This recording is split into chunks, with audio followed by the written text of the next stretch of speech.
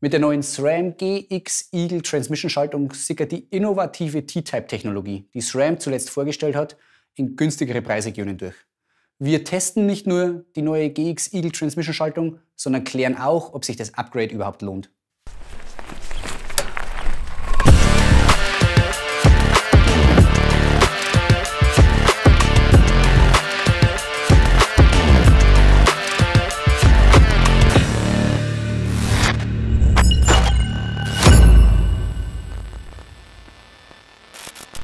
Als SRAM das UDH-Schaltauge in den Markt eingeführt hat, war eigentlich klar, dass die Amerikaner damit mehr vorhaben, als die Ersatzteilversorgung weltweit einheitlich zu gewährleisten. Mit der Etablierung des UDH-Standards an über 250 verschiedenen Rahmen hat SRAM letztendlich den Grundstein dafür gelegt, das Schaltauge endgültig in den Ruhestand zu schicken. Denn die neue GX Eagle Transmission, oder besser gesagt alle Transmission-Schaltungen, kommt komplett ohne Schaltauge aus. Das Schaltwerk wird also erstmals in seiner Geschichte direkt an den Rahmen verschraubt. Durch die klar definierte Position vom Schaltwerk zur Kassette entfällt die Notwendigkeit, das Schaltwerk einzustellen. SRAM ist sich seiner Sache sogar so sicher, dass es an den neuen Transmission-Schaltwerken gar keine Einstelloption mehr gibt.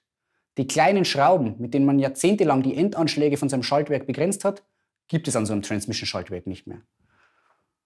Und auch die Zeiten, wo man mit so einer popligen Plastikschablone den Abstand vom Schaltwerk zur Kassette justieren musste, sind vorbei. All diese Definitionen sind ab Werk perfekt getroffen. Wo es keine Einstelloption gibt, kann man auch nichts falsch einstellen. Und damit räumt SRAM ein für alle Mal alle Fettnäpfchen auf dem Weg zu einer perfekt funktionierenden Schaltung aus dem Weg. Das ist ein Segen für alle Biker. Und das ist ein technischer Vorsprung, der den Konkurrenten Shimano ziemlich ärgern wird. Das Schaltauge war bis dato aber natürlich auch immer eine Sollbruchstelle zwischen Rahmen und Schaltwerk. Wenn man durch einen Ast oder einen Stein eine Fremdeinwirkung von außen auf die Schaltung bekommen hat, ist das Schaltauge nämlich im Zweifel verbogen oder vielleicht sogar abgerissen. Man konnte das dann für 15 oder 20 Euro ersetzen. Der Rest, Rahmen und Schaltwerk, blieben aber unversehrt. Die große Frage, die jetzt natürlich im Raum steht: Was passiert, wenn das Schaltauge nicht mehr abreißen kann? In unseren Augen gibt es da 3 Szenarien. Und das erste Szenario, das sehr augenscheinlich ist, dass dieses SRAM GX Eagle Transmission Schaltwerk sehr massiv gebaut ist. Vor allem, wenn man das in den Vergleich setzt zu der mechanischen Version der GX Eagle Schaltung. In vielen Fällen ist es wahrscheinlicher, dass der Ast abbricht, bevor das Schaltwerk einen Schaden nimmt. Szenario Nummer 2 ist, dass die Ausweichfunktion des Schaltwerks ihren Job erledigt. Wenn nämlich von außen ein Stein, ein Ast oder ein anderer Fremdkörper mit großer Kraft gegen das Schaltwerk kommt, weicht das Schaltwerk in Richtung der Speichen aus und verhindert so einen Schaden.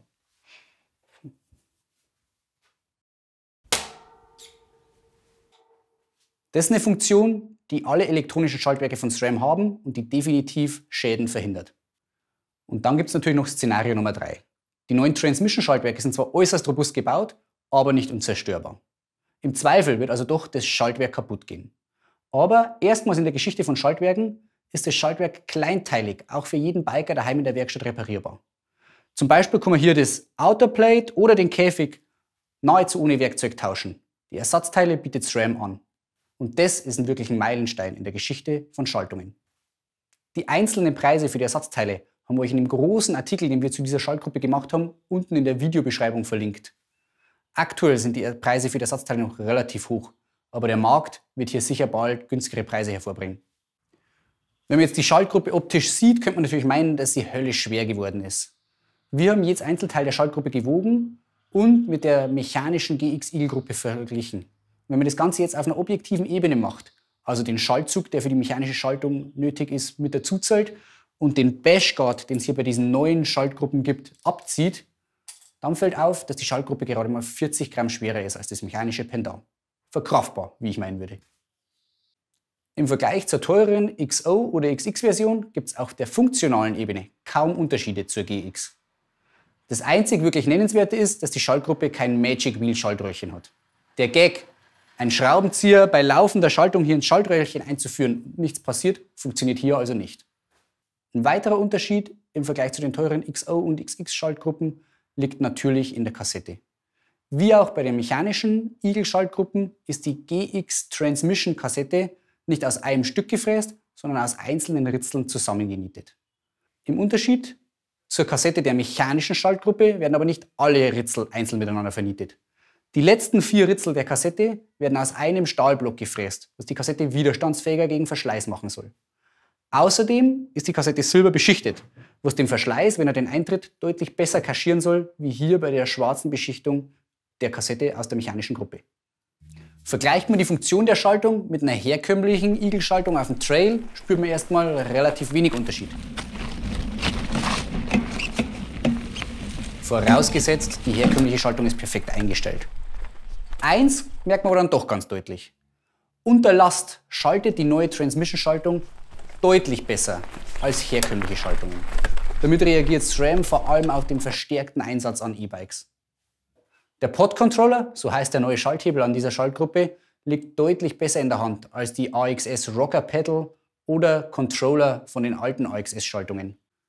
Bei den alten AXS-Schalthebeln war der Schaltvorgang am Hebel immer etwas undefiniert und man hat sich leicht mal verschalten. Das passiert hier mit dem knackig definierten Druckpunkt definitiv nicht mehr. Den eigentlichen Trumpf spielen die Transmission-Schaltungen aber erst dann aus, wenn herkömmliche Systeme anfangen zu zicken.